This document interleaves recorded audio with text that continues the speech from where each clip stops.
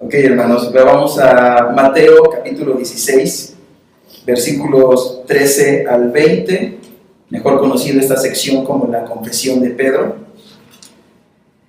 La gran mayoría de las personas tienen una opinión acerca de Jesús, aunque es probable que estas opiniones hacia su persona sean muy favorables. Eso no quiere decir que sean correctas. Wikipedia lo considera a Jesús como una de las figuras más influyentes de la cultura occidental. Gandhi dijo: considero a Jesús de Nazaret como uno de los mayores maestros que han existido. Los musulmanes lo consideran como uno de los mensajeros más poderosos de Dios. El budismo dice: Cristo fue un hombre que dedicó su vida por el bienestar de la humanidad. Y así la lista, hermanos, podría acrecentarse con opiniones favorables e incluso halagadoras, entre comillas, a la persona de Jesús. La pregunta crucial para esta noche es, para ti, ¿quién es Jesús? En este pasaje, hermanos, que es Mateo capítulo 16, del versículo 13 al 20, encontramos que aunque Mateo no lo registra, Jesús, después de esta advertencia de estar en contra y cuidarse de la doctrina de los fariseos y los saduceos, él va hacia Betsaida.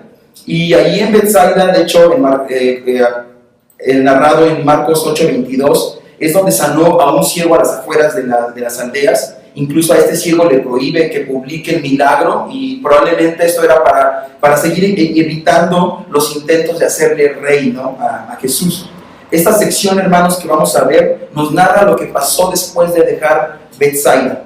El título de este sermón es Dos respuestas opuestas a la persona de Jesús o de Cristo que determinarán tu destino eterno.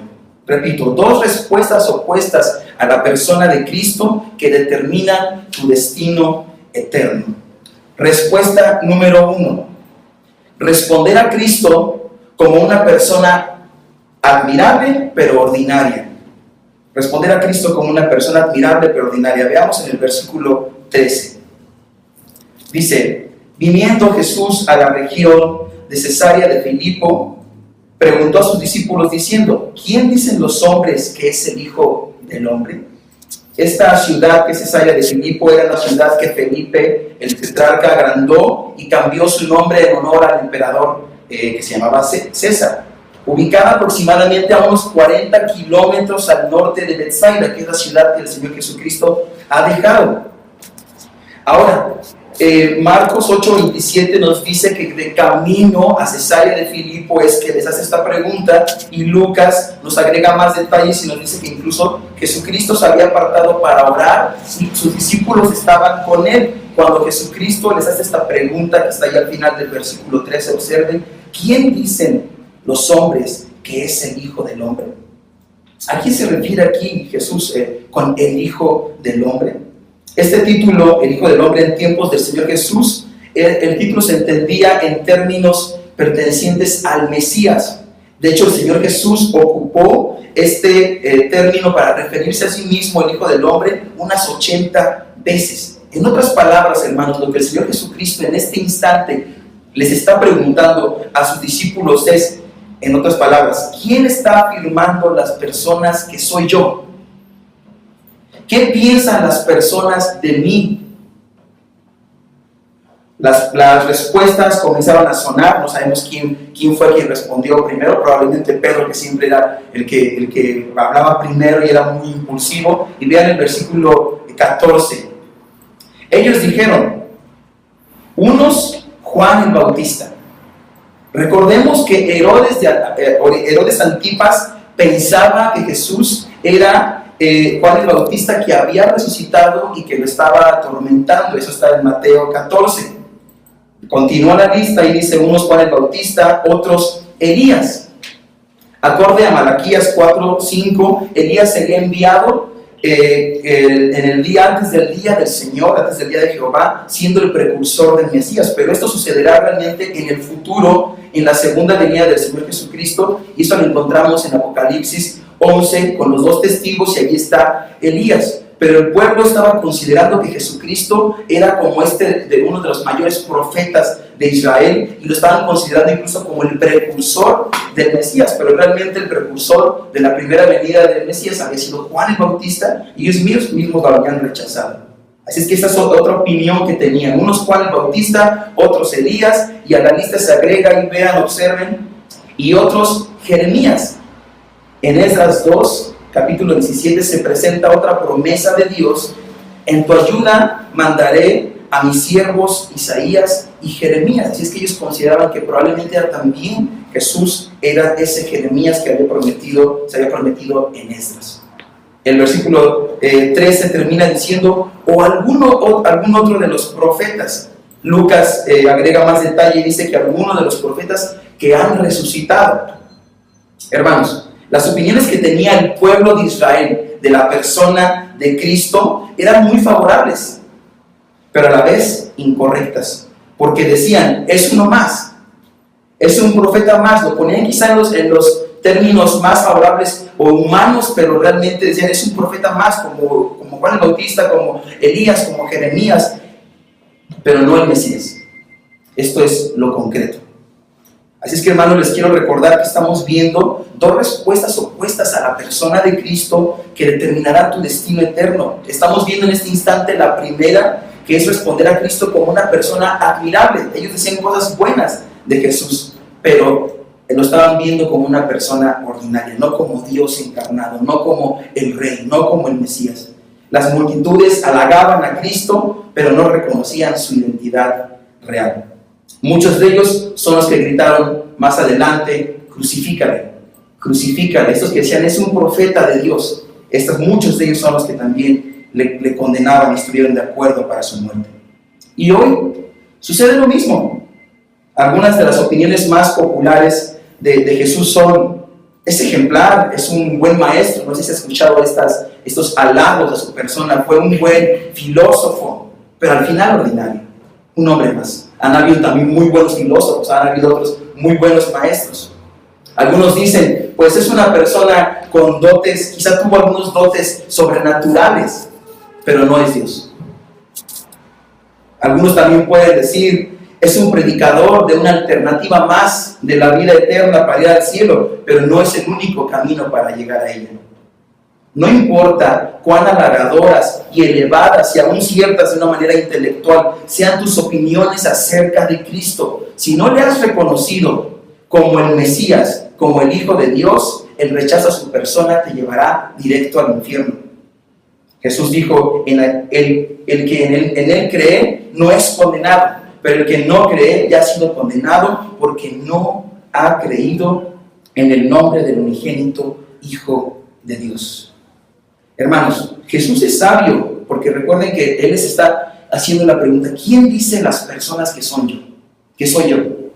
Y Jesús está delineando un propósito, porque con esta primera pregunta los quiere llevar a la opinión que ellos ahora tienen, que ellos tienen en particular de Él.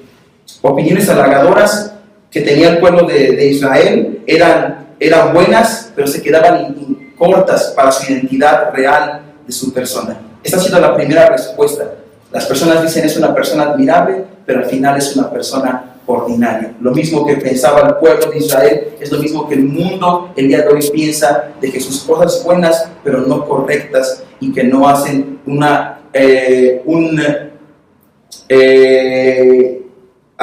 dan una respuesta concreta y correcta acerca de su persona. Y así pasamos, hermanos, a la segunda respuesta, que es totalmente opuesta. Respuesta número 2 a la persona de Cristo que determina tu destino eterno: responder a Cristo como el Hijo de Dios. Vean el versículo 15. Él les dijo, ¿y vosotros quién decís que soy yo? Jesús no se detuvo para hablar acerca de las respuestas que otras personas daban acerca de él, que era Juan Bautista. No se detuvo, eso quedó en segundo término. Y ahora Jesús se dirige a ellos directamente y les dice, ¿quién decís que soy yo? Esta palabra decís, literalmente también podemos traducirla como decir, afirmar, asegurar, declarar. En otras palabras, Jesús les está diciendo: lo que piensan los demás es en este instante secundario, pero lo que yo quiero saber es qué ustedes piensan de mí. ¿Quién soy yo para ustedes? Esta pregunta, hermanos, debe resonar en el corazón de toda persona también en la actualidad. Es como si Jesús estuviera diciendo: hey, deja de centrarte en lo que las otras personas dicen o piensan de Jesucristo. Quizás has crecido incluso toda tu vida en un ambiente cristiano y puedes decir: mi abuelito dice que Jesús es el Salvador, o lo canta, he escuchado, hasta me he memorizado versículos, ¿no? O puedes decir: mi mamá dice que Jesús es su Salvador. Pero Jesús está preguntando con esta pregunta también en la actualidad: ¿quién soy yo para ti verdaderamente? ¿Quién crees que soy yo? Lo que una persona responda a esto de todo corazón, no nada más de una manera externa, de todo corazón, determina a dónde se dirige su alma. ¿Cuál es tu respuesta a esta pregunta de Jesús? Versículo 16. Respondiendo Simón Pedro, aquí está Pedro, ¿verdad? Que siempre era, les digo, siempre impulsivo, el primero en participar, en preguntar. Dice Pedro, vean qué respuesta tan maravillosa. Respondiendo Simón Pedro dijo: tú eres el Cristo, el Hijo del Dios viviente. Qué respuesta tan maravillosa y proveniente del corazón realmente de Pedro, y sin vacilar y con una certeza absoluta le dice: tú eres el Cristo. En otras palabras le está diciendo: tú eres el ungido, tú eres el Mesías. Este término era entendido para la gente en este tiempo para referirse al Mesías profetizado del Antiguo Testamento. Pero vean que agrega, no solamente le dice: tú eres el ungido, eres el Mesías, dice: eres el Hijo del Dios viviente.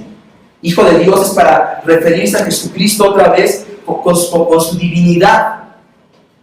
Él es la segunda persona de la Trinidad, igual en poder, en gloria, en atributos al Padre, pero una persona distinta. Él es Dios, en otras palabras es lo que está diciendo: pero eres el Mesías, tú eres Dios. Y agrega, porque dice el Hijo del Dios viviente. Este adjetivo agregado aquí es para poner en contraste a Dios, a Jesús, con los dioses, a Dios con los dioses muertos, con los dioses falsos. En otras palabras, Jesús es el Hijo del Dios verdadero, el único Dios verdadero. Los demás son dioses falsos, los demás son dioses muertos.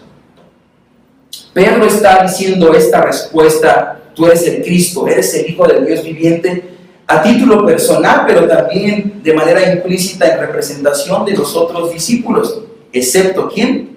Judas, que él es el que manifestó realmente no haber creído esto.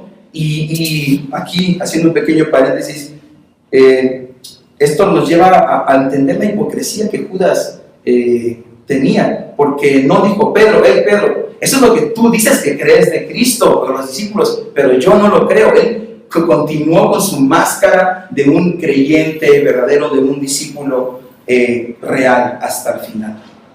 En conclusión, Pedro le está diciendo a Jesús: tú eres el Mesías, el único Hijo del Dios verdadero, en quien está toda nuestra esperanza, toda nuestra salvación. Eres la esperanza mesiánica del pueblo de Israel.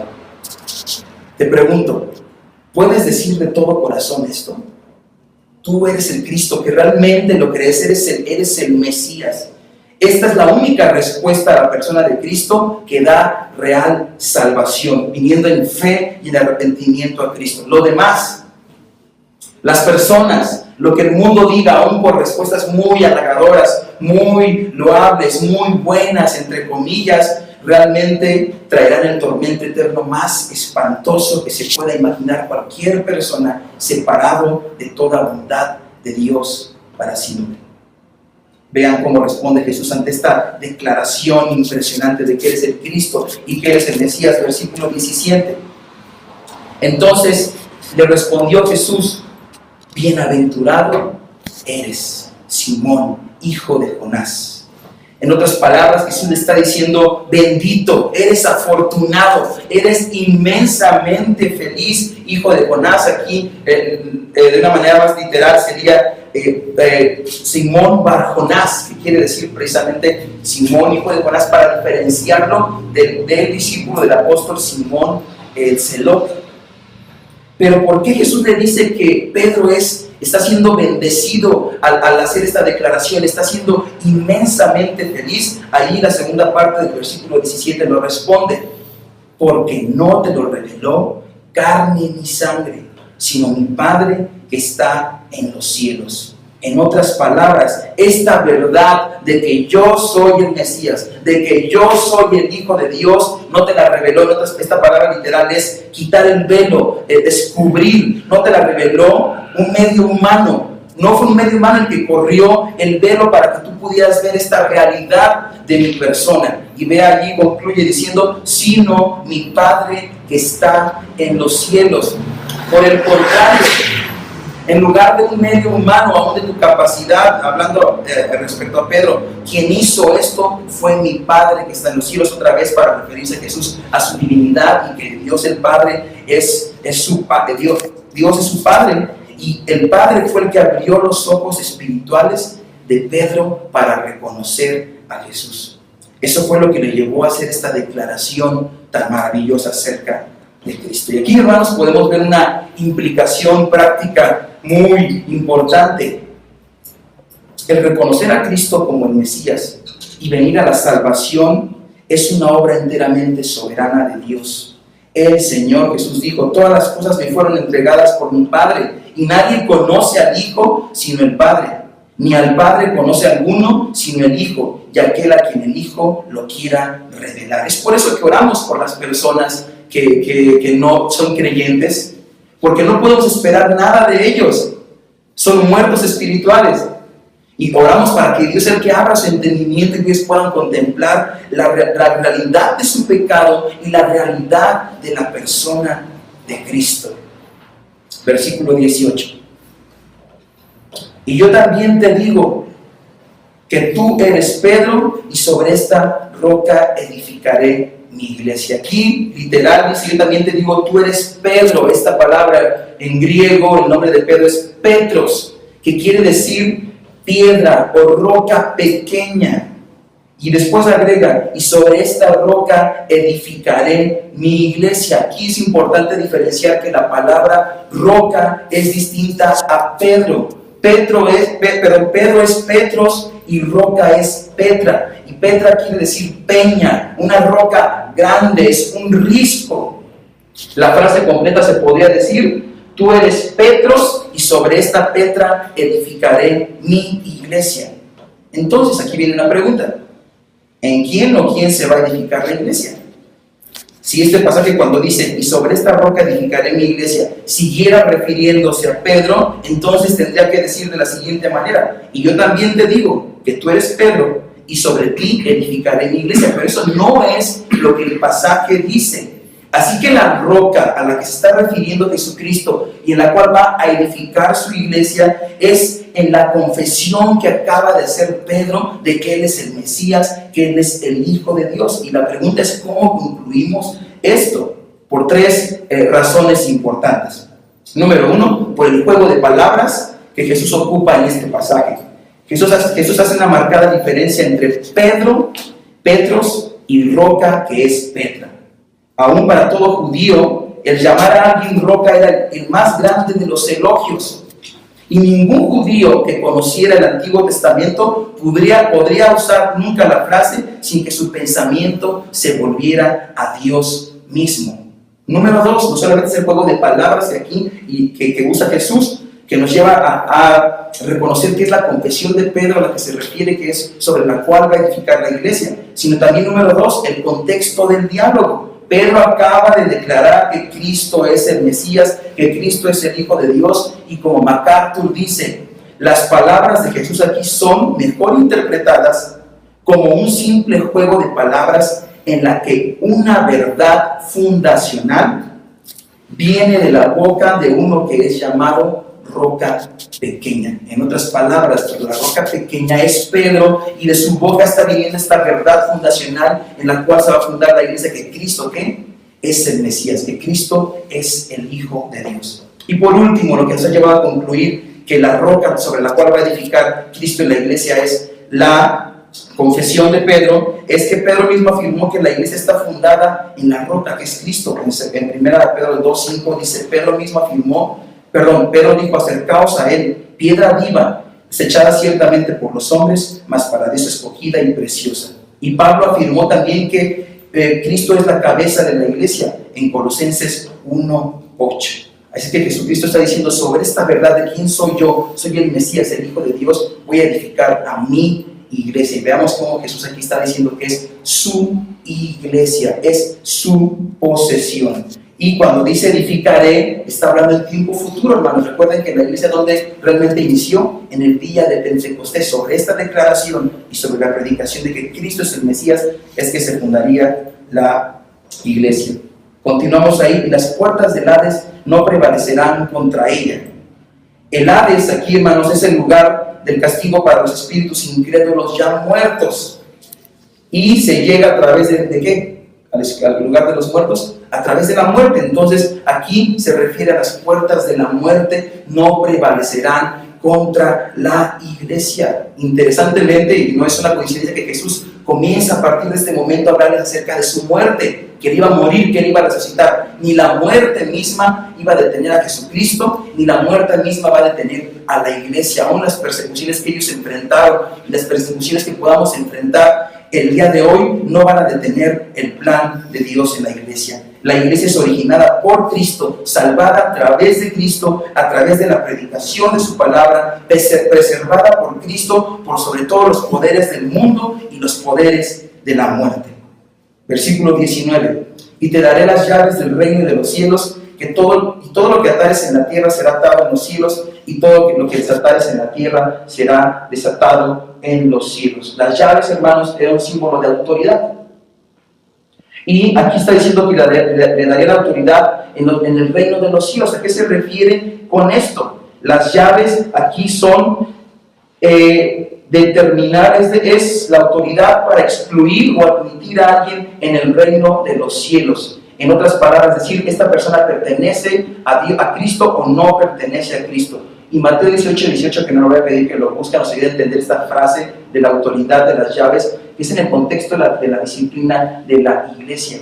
Cuando una persona será amonestado en privado con 2 o 3 testigos ante la iglesia y siguen una conducta impenitente, la iglesia tiene la autoridad de declararlo como una persona que es incrédulo, como un gentil, como un publicano. ¿Por qué? ¿En base a qué? A la palabra de Dios. En otras palabras, aquí cuando Jesús dice, de cierto os digo, en Mateo 18:18, que todo lo que atáis en la tierra será atado en el cielo, y todo lo que desatéis en la tierra será desatado en el cielo, es para decir que cuando una persona no está manifestando una vida realmente arrepentida, tiene el derecho y la autoridad de decirle, tú no perteneces a Cristo. ¿Por qué? En base a su palabra, porque su palabra dice que por sus frutos los conoceréis. Entonces la iglesia está diciendo lo que Dios ha dicho. En otras palabras, el cielo está avalando lo que la iglesia está diciendo porque está conforme a su palabra. Esto es lo que significa que ataréis lo que significa atéis todo lo que dice en la tierra será atado en el cielo, y todo lo que desatéis en la tierra será desatado en el cielo. En conclusión, hermanos, esta frase de atar y desatar no fue exclusiva de Pedro, porque Mateo 18 nos indica que es también conferida a la iglesia. Y aquí esto derriba un argumento de la Iglesia Católica que nos dicen que esta autoridad fue exclusiva para el Papa y sus supuestos sucesores, que Pedro fue el primer Papa y sus supuestos sucesores, y que ellos tienen la autoridad suprema sobre la iglesia, y aún para perdonar o para no perdonar pecados. Esto es para la iglesia, y quien es la cabeza de la iglesia es Cristo mismo. Versículo 20. Entonces mandó a sus discípulos a que nadie le dijese que era Jesús el Cristo. ¿Por qué? Pues lo más probable es para no precipitar su muerte, pues haciendo estas declaraciones provocaría aún más el enojo de los fariseos. Ya he tenido muchas confrontaciones con ellos. Quiero concluir de la siguiente manera, hermanos. Para ti, ¿quién es Cristo? Tu respuesta sincera a esto te indica cuál es tu destino eterno en este instante. Ven a Él como el Mesías si no lo has hecho. Dios bendiga.